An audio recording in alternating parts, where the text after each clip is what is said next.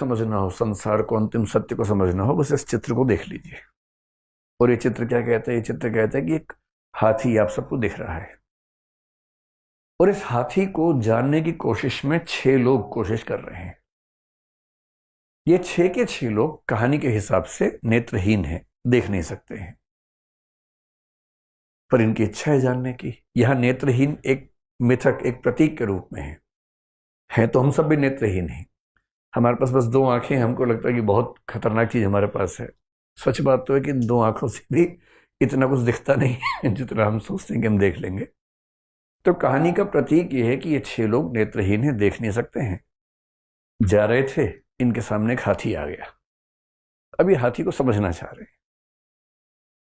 अब हाथी को आप समझ लीजिए कि एक कॉम्प्लेक्स रियलिटी है। जो वास्तविकता है बड़ी कॉम्प्लेक्स है, बहुत सिंपल नहीं है। दुनिया में मैं एक बात से हमेशा बात शुरू करता हूं, आज भी कर रहा हूं। आज तक एक भी दार्शनिक, एक भी धर्म, एक भी वैज्ञानिक अंतिम रूप से इस दुनिया को नहीं समझ सका है। और ये बात मैं बहुत खुल के आपसे कह रहा हूं।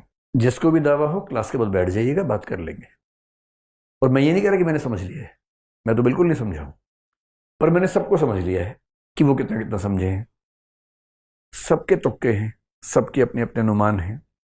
कुछ के तुक्के ज्यादा वैज्ञानिक हैं, कुछ के तुक्के ज्यादा तार्किक हैं, कुछ की सोच ज्यादा शार्प है, ज्यादा बारीक है, कुछ की सोच कम बारीक है।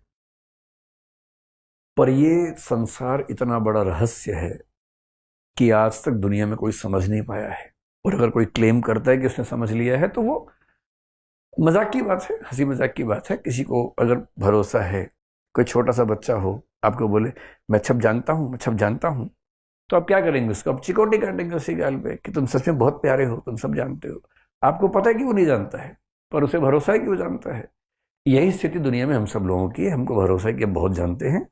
हम लोग कुछ नहीं जानते हैं, बहुत ही कम जानते हैं। उसी में से थोड़ा सा आज हम पढ़ेंगे। यहाँ पर रियलिटी बहुत कॉम्प्लेक्स है।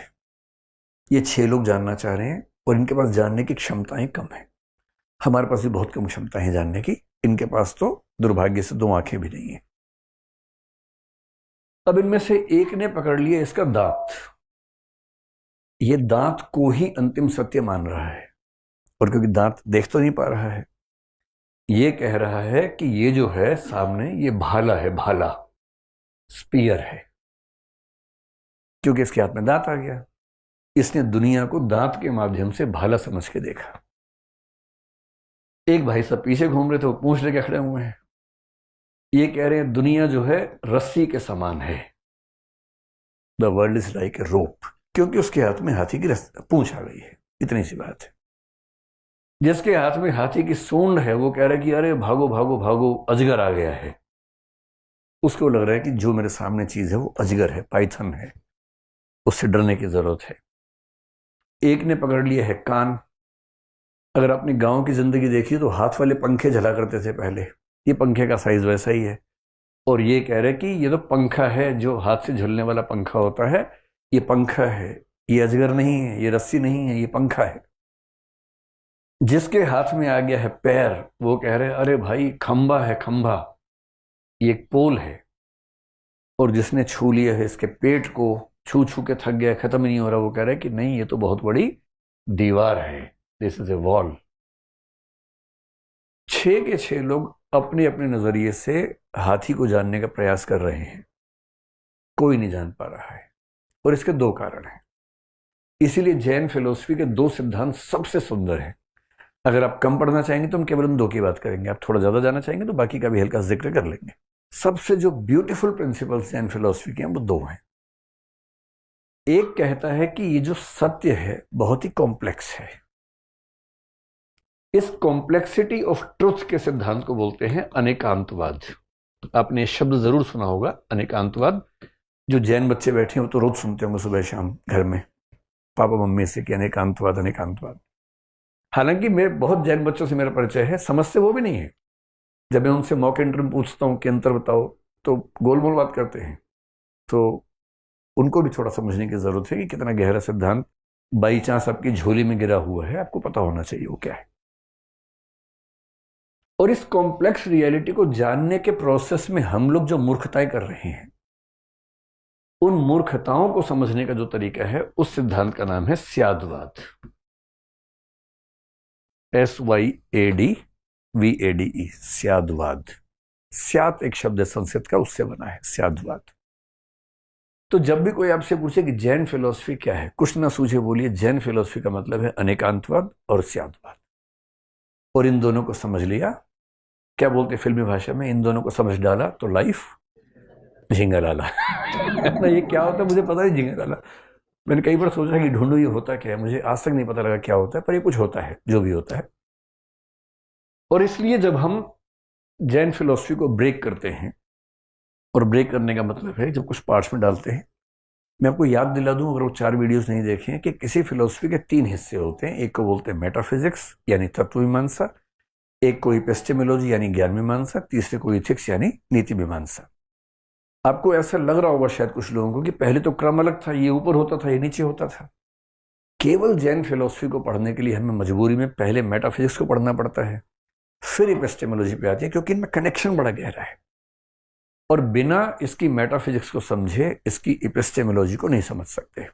मेटाफिजिक्स का मतलब क्या है, सिंपल सी बात है, दुनिया का अंतिम सत्य क्या है, सत्ता किसकी है, क्या एग्जिस्ट करता है, इसको बोलते हैं मेटाफिजिक्स। और मेटाफिजिक्स में जो जैन मेटाफिजिक्स है उसका नाम है अनेकांतवाद।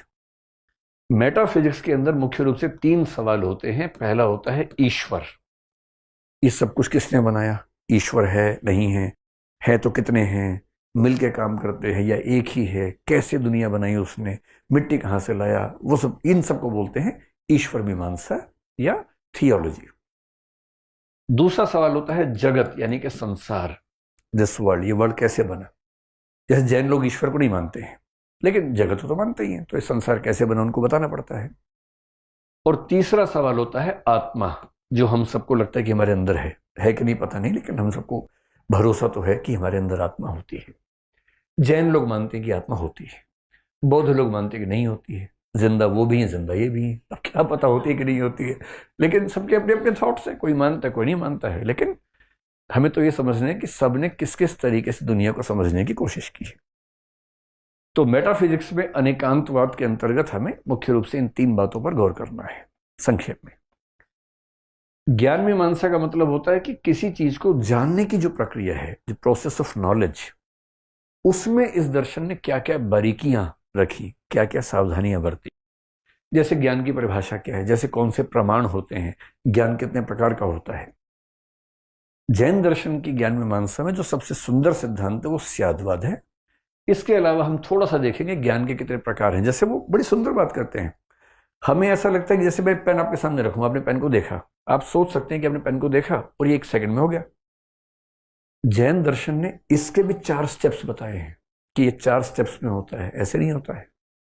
2 स्टेप्स तो कईयों ने बताए हैं, पश्चिम में कांट ने इसके 2 स्टेप्स बताए, कई लोगों ने 2 बताए, भारत में न्याय दर्शन ने 2 स्टेप्स बताए, लेकिन जैन दर्शन इसके 4 स्टेप्स बता रहा है कि किसी वस्तु को देखने का प्रोसेस भी इतना सिंपल नहीं है जितना हम समझते हैं, उसके भी 4 स्टेप्स होते हैं। ये सब किस में आता है, ज्ञान मीमांसा में, एपिस्टेमोलॉजी में। नीति मीमांसा या इथिक्स के बेसिकली 2 सवाल होते हैं। एक ये कि जीवन का उद्देश्य क्या है, दूसरा वहां तक कैसे पहुंचे। भारत में चारवाक को छोड़ के 8 दर्शनों का मानना है कि जीवन का एक ही उद्देश्य है, मोक्ष। उसी मोक्ष के नाम बहुत सारे हैं।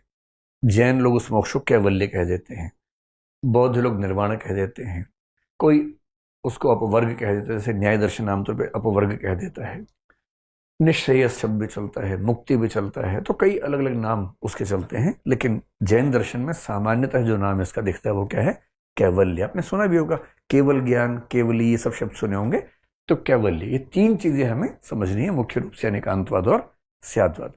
यहां तक आप सब ठीक है? नींद आ रही है जोर से आप लोगों को? अभी कैवल्य मिलने वाला थोड़ी देर में, तो